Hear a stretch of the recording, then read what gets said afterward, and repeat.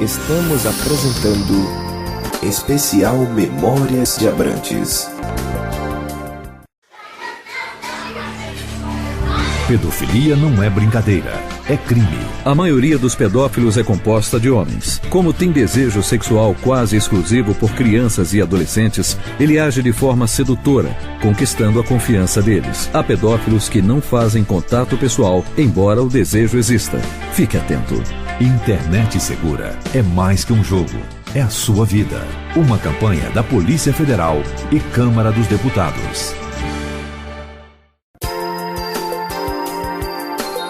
Voltamos a apresentar Especial Memórias de Abrantes.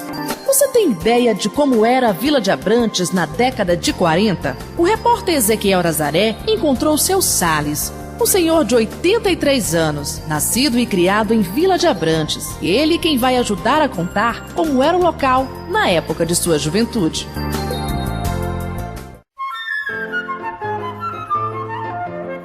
Você já se imaginou morando em um lugar onde não tem escola, supermercado, hospital e até energia elétrica? Não tenho dúvidas que seria muito difícil viver em um local assim. Em Vila de Abrantes, tudo isso hoje está ao alcance da população, mas nem sempre foi assim. Seu Salles é um morador de Vila de Abrantes, que em seus 83 anos pode afirmar com propriedade que vivenciou parte da transformação local. Hoje Abrantes possui uma satisfatória infraestrutura de comércio, mas nem sempre foi assim, como nos conta seu Salles. Todo mundo vivia aqui, era um lugar assim que vivia mais de roça, né? Roça de subsistência. Não tinha assim um desenvolvimento, porque não tinha um certo transporte em virtude do Rio de Joanes, né? A dificuldade era grande, e então todo mundo sobrevivia aqui de roça, de subsistência, o comércio fraco. Eu lembro que aqui só tinha um armazém que vendia de tudo, né? Supria pra gente as coisas. Não é como hoje, como cresceu Abrantes. Era assim um lugar bom, mas porém atrasado. Como se não bastasse a limitação no comércio, se o morador de Abrantes precisasse se deslocar para ir até Salvador, não encontrava uma jornada fácil.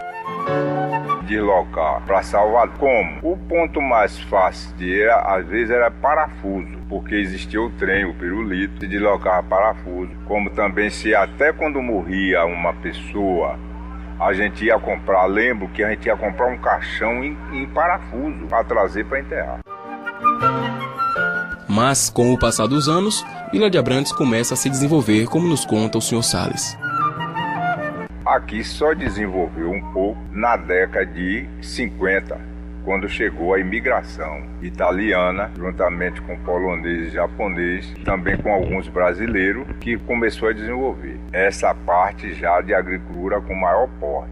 Mas o desenvolvimento de Abrantes, ele só se deu da década de 70 com a chegada da Tibraz. Em nossas andadas por Abrantes, encontramos também Dona Maria Elza, outra moradora que vive há mais de 50 anos no local. Ela falou com certa nostalgia sobre o tempo em que a violência era uma palavra tida como desconhecida ali. Você ficava aqui de porta aberta, janela aberta, se quisesse dormir de casa aberta, dormia, porque não havia nada, ninguém que viesse fazer nada contra você. E de noite, a maravilha era o nascer da lua, né? Noite de lua era um encanto aqui, uma coisa maravilhosa.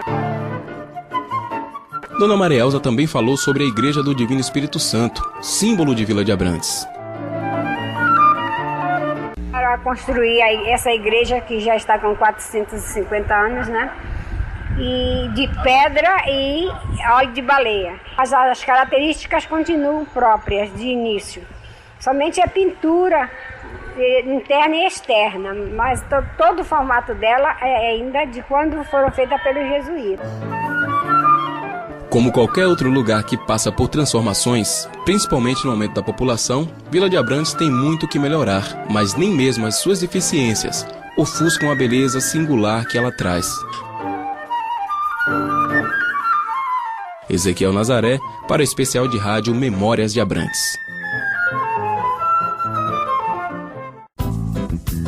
Você sabia? Você sabia que a Vila de Abrantes já se chamou Aldeia do Divino Espírito Santo? Pois é, este foi o primeiro nome dado à Vila de Abrantes por seus fundadores, os jesuítas João Gonçalves e Antônio Rodrigues. Fundada em 1558, a Aldeia do Divino Espírito Santo ficava situada às margens do rio Joanes. 3 anos após a fundação, em 1561, a aldeia foi transferida para o lugar em que hoje se encontra. O motivo da mudança foi uma epidemia, até hoje desconhecida, que matou parte da população local, inclusive um dos fundadores da aldeia, o jesuíta João Gonçalves. O nome Vila de Abrantes foi adotado somente 200 anos após a fundação, em 1758, quando a então Aldeia do Divino Espírito Santo foi elevada pela corte portuguesa à categoria de vila.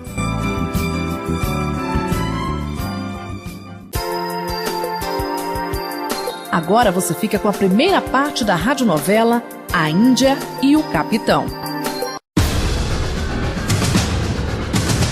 Conta o romance vivido em Vila de Abrantes por Icoraci, índia filha do cacique da tribo Tupinambá, e José Augusto, jovem capitão do exército português durante a invasão holandesa em 1624.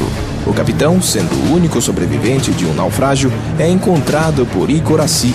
A partir daí, ela passa a cuidar dele até que se recupere, mas ambos se apaixonam e vivem um romance na época da guerra contra os holandeses.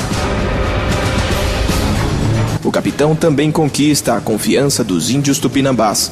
Estes, quando conclamados à guerra por José Augusto, ajudam a expulsar os holandeses das terras baianas. Estes e outros detalhes você acompanha agora na radionovela A Índia e o Capitão.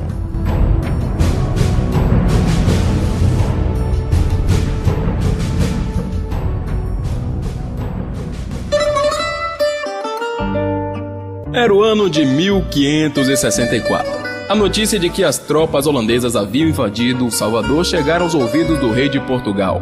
Ele prontamente chama o jovem José Augusto, um dos capitães da marinha portuguesa, e lhe dá uma importante missão.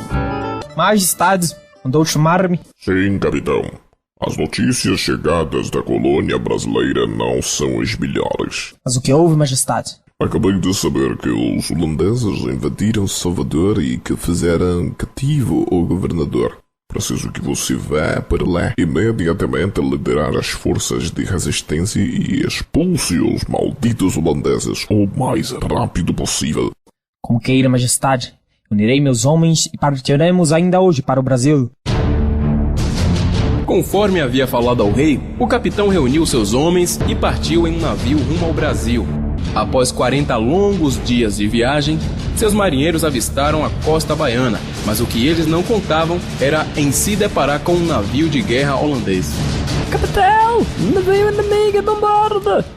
Como sabes que é um navio inimigo, marinheiro? Pela bandeira holandesa e, sobretudo, pelos canhões que estão sendo apontados para nossa direção, senhor! Atenção, homens! Preparem-se para a batalha! Preparar canhões! Fogo! A batalha se inicia nas proximidades da praia de Busca-Vida. O navio holandês, com sua mira certeira, abate a nau portuguesa, fazendo-a naufragar. O capitão José Augusto, mesmo gravemente ferido, consegue agarrar-se a um destroço do navio, sendo levado desmaiado pela correnteza para a praia de Busca-Vida. Será este o fim do capitão? Morrerá ele de fome e de sede após sobreviver ao naufrágio?